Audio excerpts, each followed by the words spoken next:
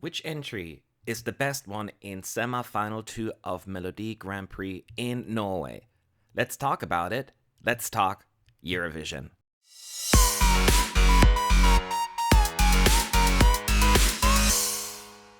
It's Matt, ESC United, and I'm here ranking all 7 songs from least favorite to favorite. Before we get started, 3 things to point out.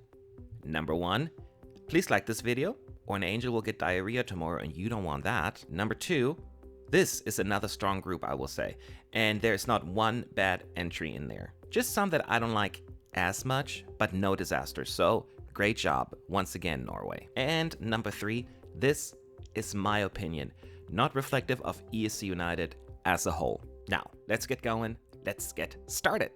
In 7th place, I am putting Bjorn Olaf Edvardsen. I could forget about it, just flip the switch and not feel so much. Listen, Bjorn's voice is really nice, such a clear tone. It's a competent ballad. It progresses in a comfortable and at times predictable manner. Quiet first verse and chorus, just to pick up during the verse number 2. Then the bridge comes up and here comes the big note and the grand finale. Norway has sent music that has been more daring, so I think this just is a ballad that fits right there in a semi, and that's about it. Number 6, Alejandro Fuentes.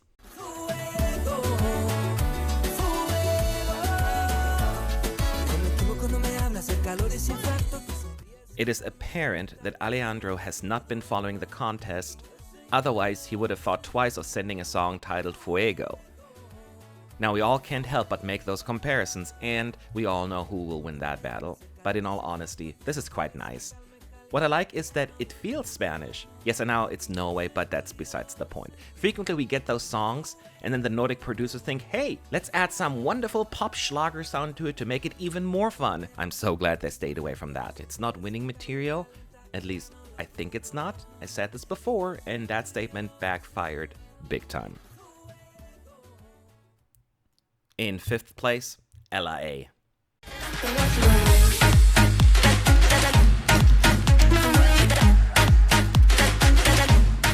First of all, I will not shut up, you shut up, and I will not watch your waist. So bossy, Ella, chillax. Listen, Waste is a clubhouse beat entry that really makes me think of your neighborhood gay club. I mean, that electric part is fun and it makes you want to dance. It's another well-executed effort and I kind of appreciate it. But if she says, shut up and watch my waist one more time, I'm gonna lose it. It does get repetitive and it loses me at some point. A tad too loud and noisy to me, but at the same time, it kinda matches the mood of the song. Comes down to personal taste, and while it's not my favorite genre, I can see a lot of people gravitating towards it. In 4th place is Swing It. We never stop to fight for what is right.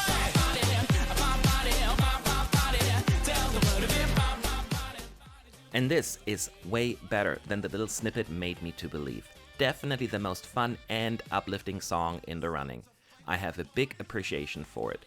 Definitely fun swing sounds, the chorus is a bit more pop, so it's a bit of everything, but they add the trombone sound that makes it really pop for me. Swing is a tough genre to pull off at Eurovision or any national final for that matter, and the competition is stiff. So it's in the middle of my ranking right now, but I will give it all the respect and appreciation because it's just unapologetic fun and so energetic. Nicely done. And I think the first time the topic of prohibition comes up. Always thought it was mostly a thing here in the US 100 years ago. Huh. Number 3, Jone.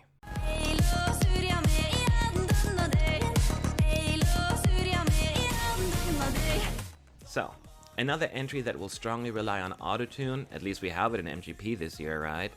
It's a great album filler, and I know this sounds like a backhanded compliment, but hear me out, I mean it in a good way.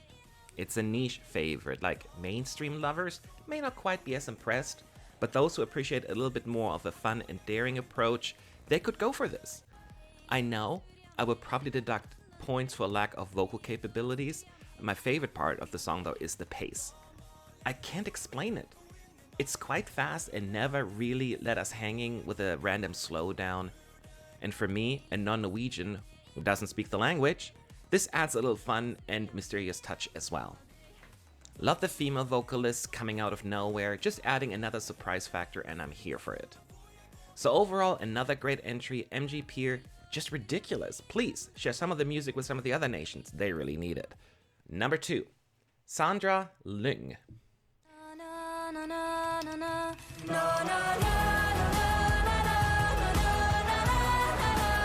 There's something about the Norwegian language. It makes a standard ballad immediately stand out, and let me be clear though, this is not your average ballad. If you know anything about my pet peeves though, you know that I get mean when artists ignore proper songwriting and rely on too many la la la, na na na, dee dee do.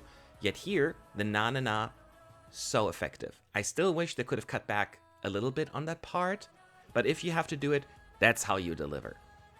It's such a mysterious piece as well, that isn't just following the convenient cliches of your everyday slower song, it's epic.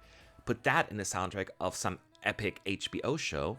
This semifinal has plenty of ballads, but Sandra is not drowning at all. As a matter of fact, she's on that piece of wood swimming with Rose, watching all the other ballads drown along with Jack. Yes, it's a Titanic reference, which ironically I hate, but different story. And my number 1, my first place goes to Elsie Bay.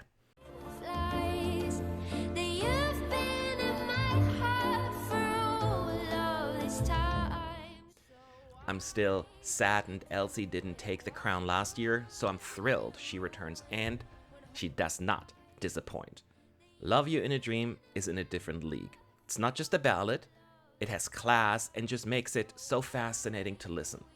The melancholic violin gets me every single time. And don't think Elsie doesn't have a build, the last 30 seconds are just grand and amazing. People will end the song with their jaws dropped, trust me. Again, Love You in a Dream is not just a ballad, it's basically its own genre, and I have such an appreciation for it. Yes, plenty of layers to unpeel, whether it's the orchestration, the intricate backup vocals. I'm a big fan of Elsie now. 2 massive contributions to MGP back to back. There you have it, my top 7 based on the studio version. Cannot wait to the performances. Who were your favorites? And what does your ranking look like? Leave your comments below, I'd love to see them. Thank you for watching, and talk to you in the next video.